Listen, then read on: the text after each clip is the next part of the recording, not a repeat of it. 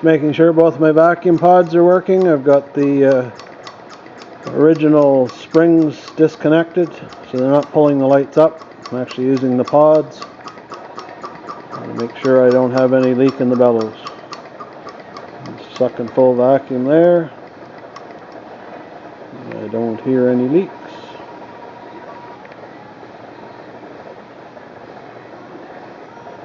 And then they go back down.